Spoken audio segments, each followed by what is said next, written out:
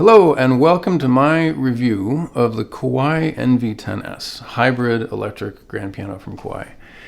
I'm not going to talk about the features and I'm not going to show you all the angles on it. I'm not even going to play it for you because you can find plenty of that elsewhere on YouTube. What I'm going to do for you is try to give you the review that I was looking for when I was shopping for this and that nobody else quite did. The reviews are either from stores who are trying to sell it to you or Kawai who's trying to sell it to you. There were a few individuals who did some nice reviews, but they didn't quite answer the question I had, which was this. If you're a hardcore piano person and what you really want is a grand piano, will this workaround be worth the money for you? And the answer is kinda. And let me tell you my story. So, well, first of all, I'm a longtime amateur classical pianist. I just finished my first year of a composition degree at University of Washington here, taking full-time piano lessons with the faculty. So I was practicing 2 or 3 hours a day and expected to be at, college level piano. So the first quarter I was practicing only at home. Get up in the morning, 2 or 3 hours here. And of course, one of the dilemmas is that there's the cat to pet and you can make toast and make coffee. And anyway, you can get distracted. That's one of the things.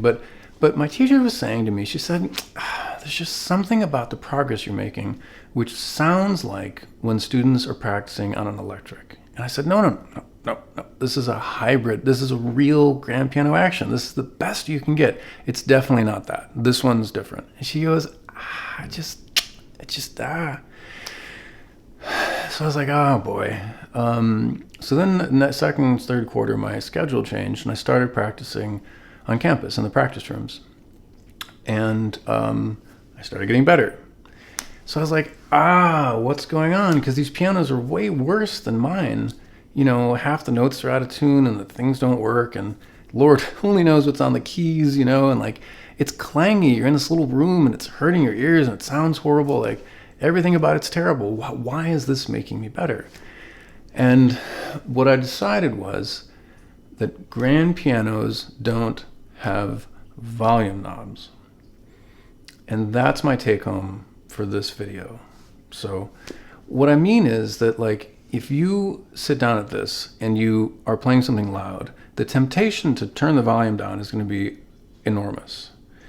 But think about what happens when you do that. When you play a grand piano, you're responsible for the whole dynamic range. And so when it comes to voicing and runs and phrasing and stuff, you have to deal with the full loudness and softness, dynamic range of the instrument. When you sit down here, the temptation to say that's too loud and turn it down a little bit is very strong.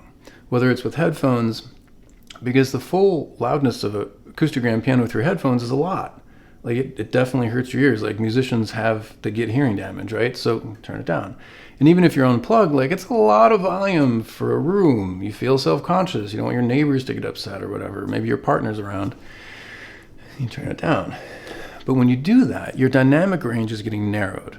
So now, if you've got irregularities in your voicings or your phrasings, or, you don't hear it as much, right? Everything gets pulled together and it sounds smoother. You sound amazing. You sound like you've got this incredible dynamic control all of a sudden until you go to play your lesson and then it feels like a train wreck.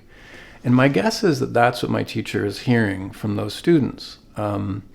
And it's not just turning down. What if you turn it up too high? Now it's thunderous and now you're backing off in your technique and you're voicing everything down. When you get to a grand piano, it's going to be weak, right? It'll be kind of anemic when you go to play. So that's what I decided the problem is. And so how do you get the volume to be exactly right? Because how do you know? There's no numbers on it. You can't pick a volume and you can just leave it there. But the whole point of an electric is that you can control the volume, right? I don't know what the answer to this is. You can do your best or you can just accept the limitations and learn your notes here, with all those caveats that if you're learning it badly, you're forever going to play it badly. So you can, if you want to stop watching the video now, you can. That's the take home. If you're going to buy this, yes, it feels amazing. Yes, it's a great instrument. Yes, for what it is, it sounds great, but that's the hurdle. As far as sound, I think I kind of spoke to that. The next question, of course, was, is it the sound? Is it just not sound right? And that's the problem. When I was shopping for these, I was playing the Yamahas. They had the whole range of the Avant Grand or whatever. I'd play those, and then I'd play a Yamaha Grand, and it's not the same. It's speakers. It's just not the same.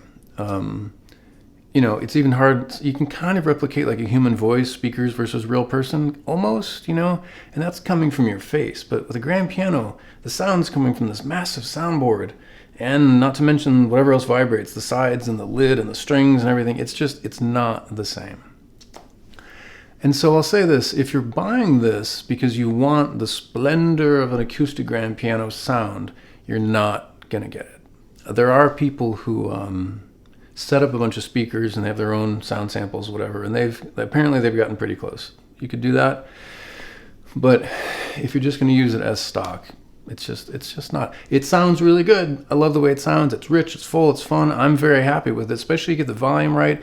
Are there times when I'm playing headphones and I forget that I'm playing an electric instrument? Yeah, sometimes, but don't buy it because you think it's going to sound like a. The reason you buy this is because you need the practice of a good grand piano action, and you can't fit a grand.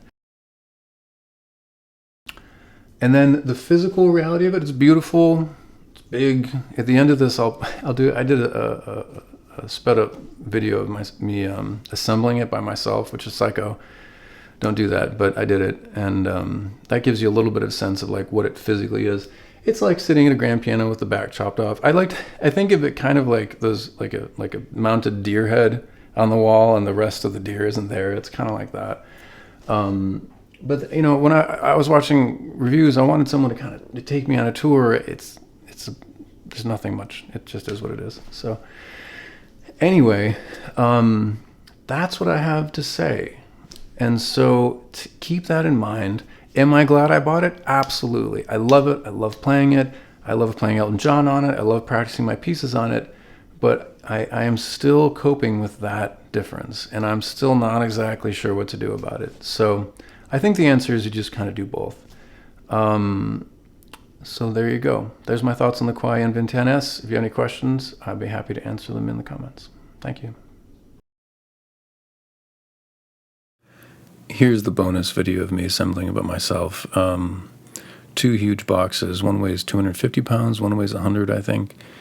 The pauses you'll notice are, like 20 minutes each, and me standing there thinking, how on earth am I going to do this? And then I ended up using, the chair there and leveraging it off the bed, and then it was daring. I used to move pianos, so I had a few tricks up my sleeve, but I was proud of myself. I do not recommend this. Second bonus, I built a custom little music shelf thing to fit right under there. I can't help you much other than to say that I made my measurements and I did it. It's a very humble thing, but it works and it fits under there, so that's an idea.